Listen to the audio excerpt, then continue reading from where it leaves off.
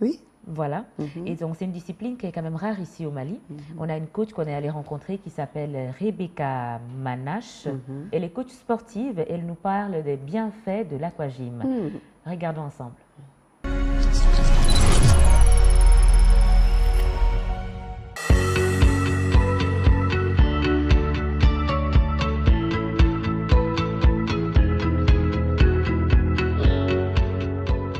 Je suis Rebecca Manache. Je suis le maître nageur de cette piscine. Là. Nous sommes à l'hôtel Les Colonnes, à la CI 2000.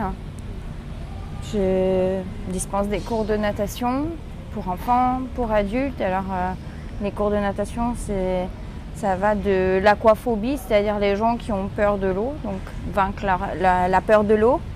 L'apprentissage, donc pour les tout débutants, de façon professionnelle depuis l'année dernière. J'ai fait ça comme activité, mais bénévole auparavant dans un club de natation en France et puis aussi au Mali. C'est ça d'ailleurs qui m'a poussée à faire l'aspect professionnel, puisque ce sont les parents des enfants à qui j'ai donné les cours bénévolement en fait, qui m'ont poussée à me lancer dans cette activité professionnelle en fait. Il y a 20 ans et l'apprentissage de la natation maintenant, c'est plus la même chose. On ne fait plus les choses de la même manière. Et donc en fait, la formation c'est quelque chose qui est continu, il faut se former permanemment, on peut s'auto-former. Pour l'aquagym, moi-même j'ai fait ça, j'ai pratiqué ça. Et j'ai pas de formation spécifique à l'aquagym. Maintenant, j'ai une formation sportive, j'ai une formation de secourisme et cet entraînement dans un club de natation.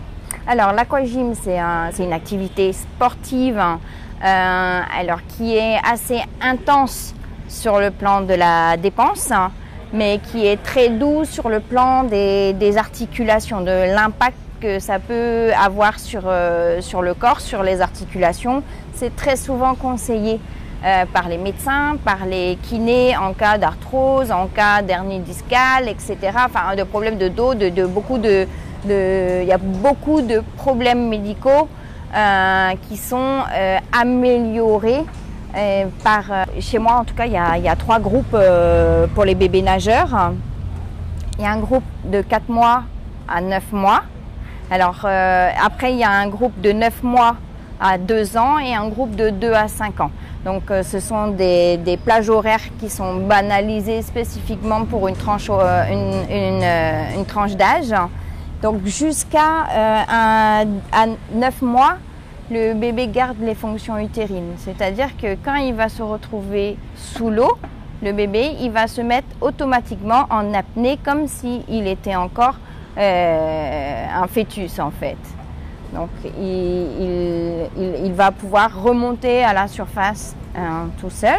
Petit à petit, les enfants développent une autonomie, donc c'est intéressant comme activité pour les enfants pour développer une autonomie dans l'eau, mais aussi une autonomie terrestre, puisque à 9 mois, en général, les enfants ne marchent pas encore. Et donc l'eau va les aider aussi à se muscler, à développer cette agilité musculaire et articulaire également.